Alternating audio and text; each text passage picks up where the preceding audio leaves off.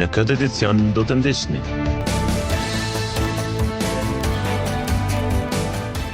Është inauguruar objekti i ri i shkollës në Korenic të Gjakovës. Të pranishmit janë shprehur të lumtur që tash fëmijët do të edukohen në një vatër të re arsimore.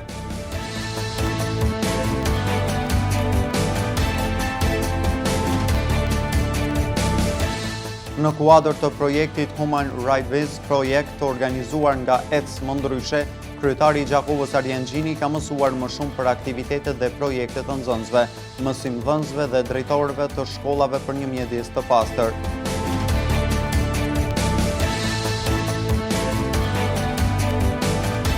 Është përuruar fontana re në parkun e madh të qytetit, një element ky që e plotson funksionalizimin e mëtejshëm të kësaj pjese të qytetit.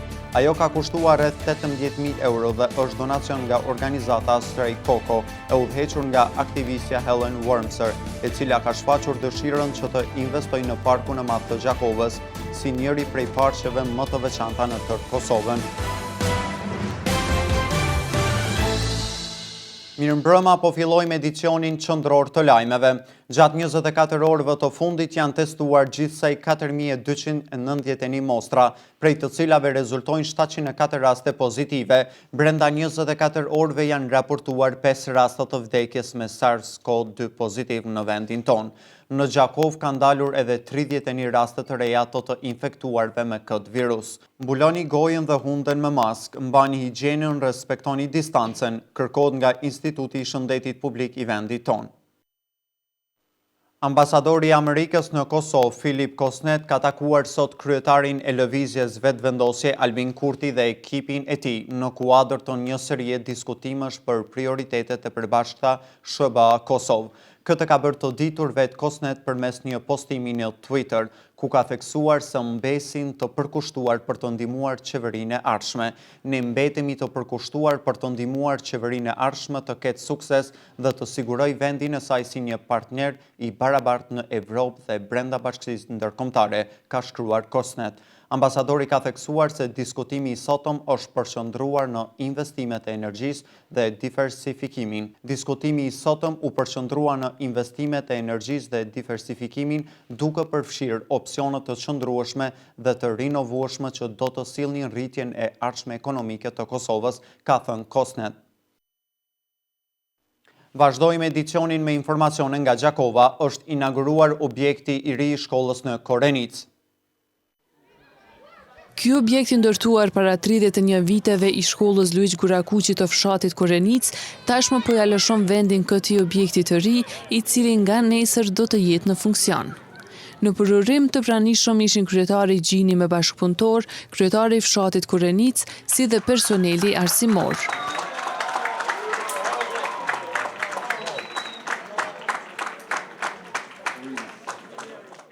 Nik Prela, kryetari i fshatit, u shpreh i lumtur për investimin e bërë në këtë vatër të diturisë.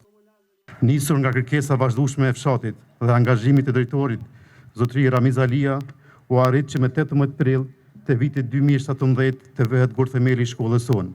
Andaj ne si fshat do jemi gjithmonë mirënjohës strukturave udhëheqëse që kontribuan për nisjen e kësaj shkolle.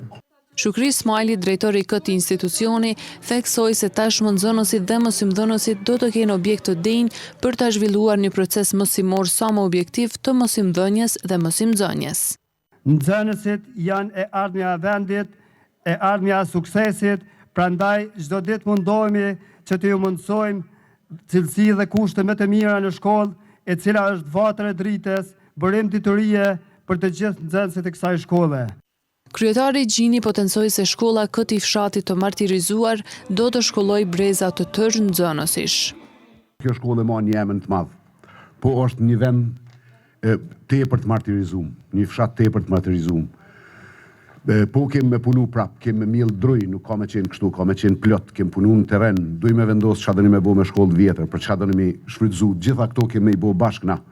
Po ajo që do më thonë që është më e rëndësishmja prej gjithave, është që në këtë shkollë kanë me mësu këta fëmijët tuj, po duhen me mësu edhe fëmijët e fëmijëve tuj, se na nuk kem ku me shku, është vendi jonë. Na duhet më kujdes, mos me na i këto njerëzit. Kjo duhet me na i, kjo është toka jonë, është vendi jonë, duhet me I pas fëmijët e këtyne fëmijëve që mësojnë këtë shkollë, kemi me bona këtë vend të madh prap. Kemi bo mirë. Vlen të theksohet se komuna e Gjakovës ka investuar në fushën e sportit, në rrethojat e oborit, si dhe në rregullimin e oborit të shkollës, kurse Ministria e Arsimit dhe Shkencës ka participuar me pjesën tjetër për ta bërë këtë vatër arsimi të duket kështu. Ndërkohë u ndan mirënjohje për bashkëpunëtorët, si dhe të pranishmit u arktuan me pika artistike të përgatitura nga nxënësit e kësaj shkolle.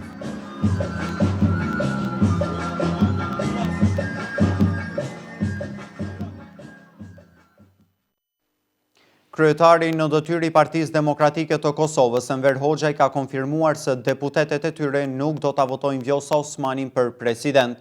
Këto komente ai bëri pas takimit me zëvendës kryeministrin e Maqedonisë së Veriut Artan Grubin.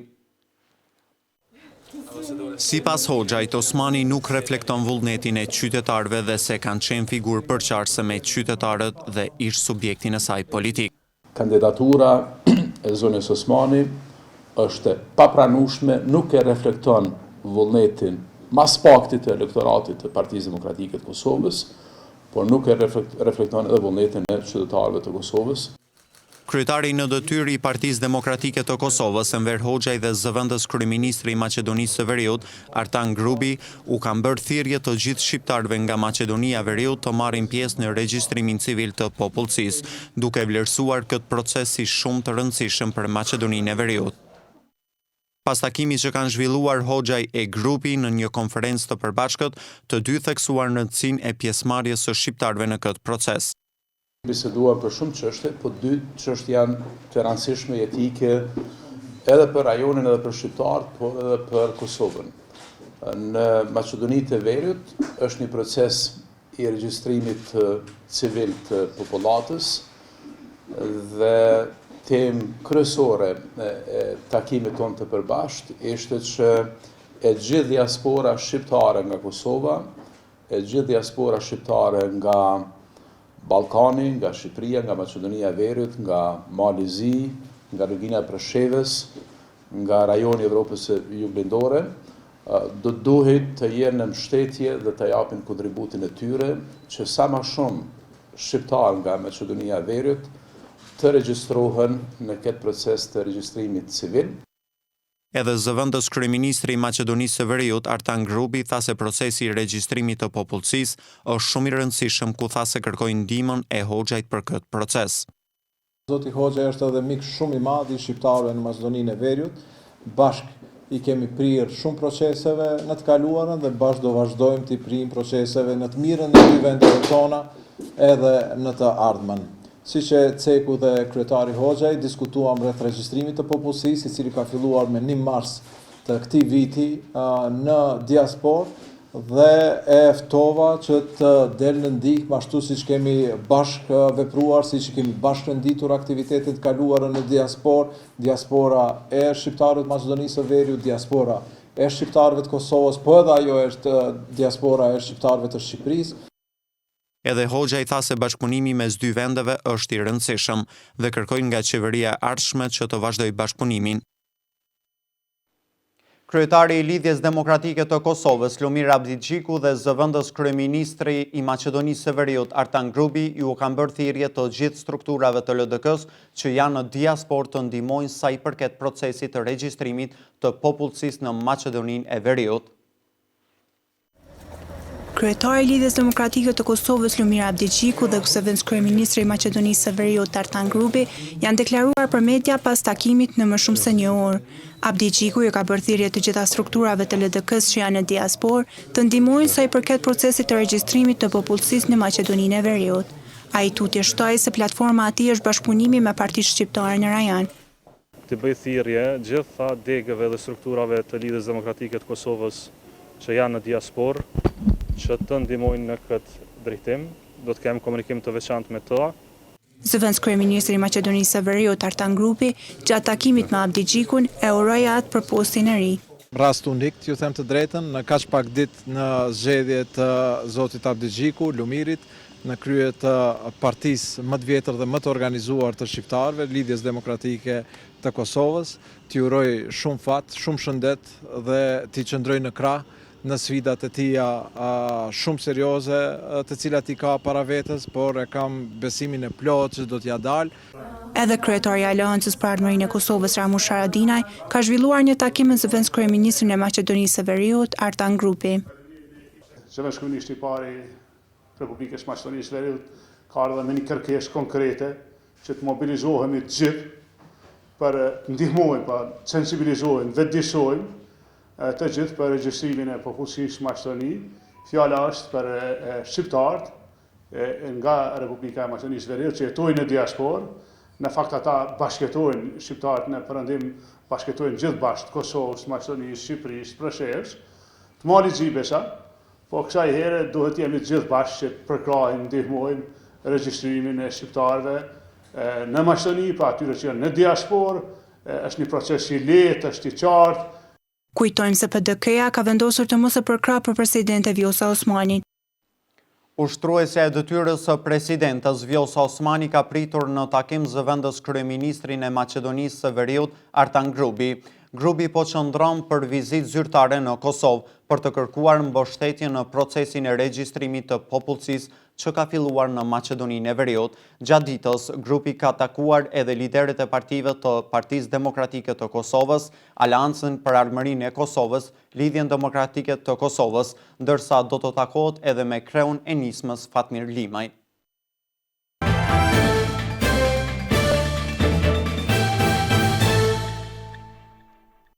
Në kuadër të projektit Human Rights Vism, projekt të organizuar nga Ecmo Ndryshe, kryetari i Gjakovës Ardian Gjini ka mësuar më shumë për aktivitetet dhe projektet të nxënësve, mësimdhënësve dhe drejtorëve të shkollave për një mjedis të pastër. Organizata Ecmo Ndryshe ka mbajtur aktivitetin Green Talks biseda të gjelbërta me nxënësit të shkollave fillore të komunës së Gjakovës. I pranishëm ishte edhe kryetari komunës Ardian Gjini, i cili hapi këtë takim duke njoftuar nxënësit me disa nga projektet që janë ndërmarrë në të mirë të mbrojtjes së ambientit. Një prej problemeve të mëdha që është praktikisht është evitu, kemi edhe pak punë aty, ka qenë deponia e mbetjeve ose stacioni transfer, në cilin kemi pas mbeturina prap të grumbulluar për më shumë se një dekadë, edhe të cilat nga njëherë me qëllim, nga njëherë aksidentalisht janë djeg, një pjesë e ju jamoni edhe me ditë, ka pas tym, këtë probleme kemi hek. Një çështje tjetër tepër interesante që i përket mjedisit dhe posaçërisht ujrave, janë kolektorët dhe impjanti i trajtimit ujrave të zeza, i cili përfundohet si vjet diku në qershor ose në korrik. Shtojca ka qenë edhe kolektorët në lumin Krena. Ju dini që gjitha kanalizimet ujnat e zeza janë derdhën lumë, një pjesën dhe derdhën, po pjesën më të madhe e kemi sanu, do të janë vendosë kolektorët. Te çështja e mjedisit që mundet me u lidh me ju, duhet me ju thonë që për 3 vite ne kemi rri me i mjell 12.000 fidane drujve. Janë shumë, mirë po ka nevojë edhe shumë më tepër. Një element që ka me qenë shtesë në komunën tonë është parku i madh, ku sot e përrojmë një fontan, aty deri tash janë mbjell 400 fidane të drujve, edhe duhet me i prit, mu rrit, se drujt millen, po për me pa efektin e vërtet duhet me prit, merr kohë, nuk rriten me njëherë. Mirë po kur kanë me marrë veten, ka me qenë një zonë jashtëzakonisht interesante për komunën tonë. Meral Bakic nga Ecmo Ndryshe tha se gjithë përfshirja, qëndrueshmëria dhe dija janë trekëndshë që përfaqëson këtë organizatë. Projekti është Human Rights Vism, po është fokusuar në, domethënë, të drejtat e njerëzit, po të drejtat e njerëzit në mjedis. Domethënë, të gjithë e dimë se kemi të drejtë, domethënë, të informohemi rreth gjendjes së mjedisit, të informohemi rreth apo të kemi të arritje në ujin e pastër, në ajrin e pastër, dhe kjo projekt na ka mundsuar neve që ne të punojmë në këtë drejtim. Nxënësit shpalosën aktivitetet e tyre që janë organizuar në të mirë të mjedisit, po ashtu ata shfaqen shqetësimet e tyre duke parashtruar pyetje ndaj gjinit sa i përket mbrojtjes së ambientit. A ka me pas më shumë gjelbrim rreth shëtitorës? Te gjelbrimi rreth lumit Krena, deri tash janë mbjell diku 800 fidane. Problemu me i pas janë të vogla, po rriten. Veç 2 lloje të fidaneve janë mbjell deri tash. për me dhënë estetik, është mbjell rap, edhe është mbjell akacia, bagrem i kuq. Jënë shumë për dy llojet e drujve, jënë shumë përshtatshme për ambientin. Fatos Deda, përfaqësues i zyrës për mbrojtjen e mjedisit në komunën e Gjakovës, tha se pa bashkëpunim të gjithë shoqërisë nuk mund të ketë ambient të pastër. Këtu u konstatua se Gjakova do jetë shembull i pastërtisë në të ardhmen e afërt. Është përuruar fontana re në parkun e madh të qytetit, një element ky që e plotson funksionalizimin e mëtejshëm të kësaj pjese të qytetit. Ajo ka kushtuar rreth 18.000 euro dhe është donacion nga organizata Stray Coco, e udhëhequr nga aktivistja Helen Wormser, e cila ka shfaqur dëshirën që të investoj në parkun e madh të Gjakovës si njëri prej parqeve më të veçantë në tërë Kosovën.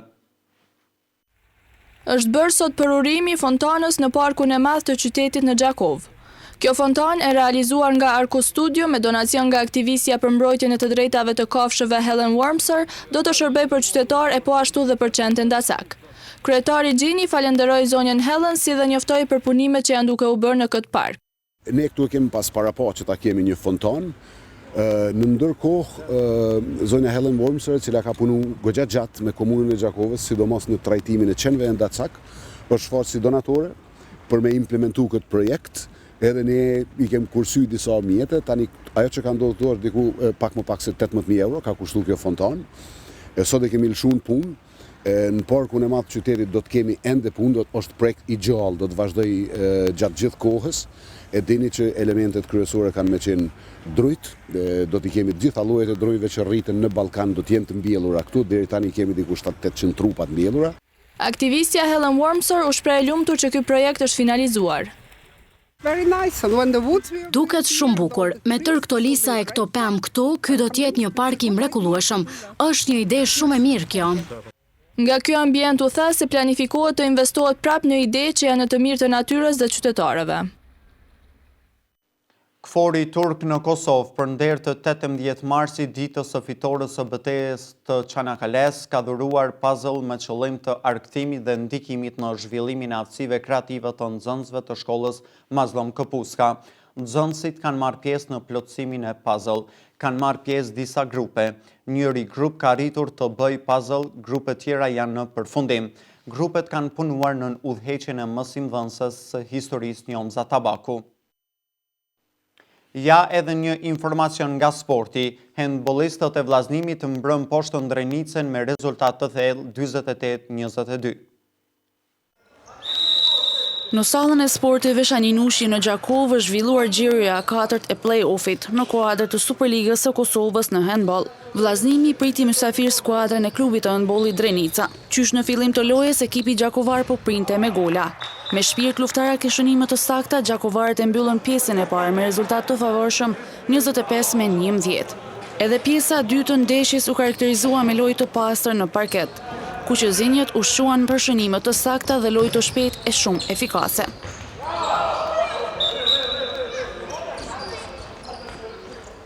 Handballistët më të dalluar të vllaznimit që shënuan më shumë gola ishin Shlirim Rama me 9 gola, Florian Rexha me 9 gola, Ardi Halili 8 gola dhe Mali Luzha 7 gola.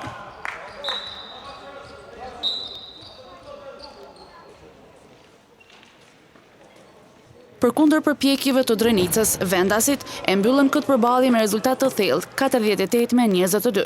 Anipse skuadra gjakovare po luan me lojtarë të rinj në moshë, ata përmes kësaj loje treguan se premtojnë shumë.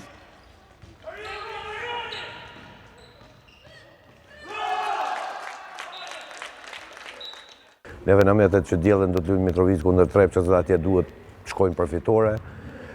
Pastaj na pret edhe çerkfinalja kupës, të cilën do ta zhvillojmë Gjakovë, edhe sigurisht që do të transmetohet nga televiziori juaj, edhe shpresoj që në çerkfinalet kupës me Prishtinën, domethënë me kampionin e Shumëfishtë Kosovës dhe fituesin e kupës, ta tregojmë një lojë shumë të mirë dhe ta tregojmë fytyrën e vërtet vllaznimit siç e ka pas këtë sezon. Mbrojtja e ngjyrave kuqëzi dhe ngritja në vendin e parë të tabelës mbeten synimi kryesor I vllaznimit. Starti jonë, kur ka fillu sezonin e kaluar, domethënë pas lëndimeve të lojtarëve, kemi filluar në vendin e 8, pastaj filloi ekipa ta ketë një ngritje, dhe kjo ngritje solli edhe rezultatin. Unë s'kam tjetër të thëmë veçëm i falenderoj djemët cilët me shumë për kushtim punojnë, edhe me gjithat mirat që i kanë, do më thonë, edhe pse janë pa kurfar kompenzimi të energjisë humbur, do më thonë, pa mjeta materiale, këta djemë din të luftojnë, din të imbrojnë gjyrat e klubit. Vlen të theksohet se skuadrat me traditë Vllaznia e Prishtina do të luajnë ndeshjen e çerkfinales së Kupës së Kosovës në Gjakov. Sipas federatës, këto ndeshje do të luhen me 24 e 25 mars. Në vazhdim të ndjekim grafikën e parashikimit të motit për ditët në vijim.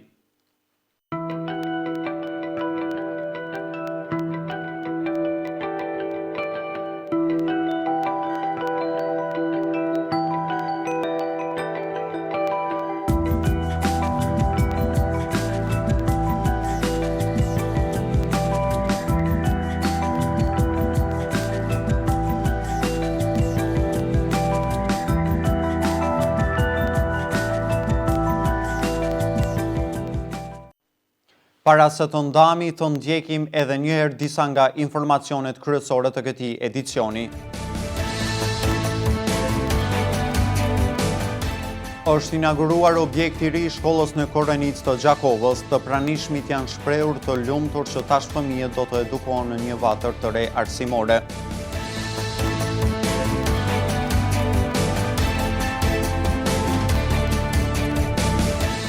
Në kuadër të projektit Human Rights Viz, projekt të organizuar nga EC më ndryshe, kryetari i Gjakovës Arjen Gjini ka mësuar më shumë për aktivitetet dhe projektet të nxënësve, mësimdhënësve dhe drejtorëve të shkollave për një mjedis të pastër.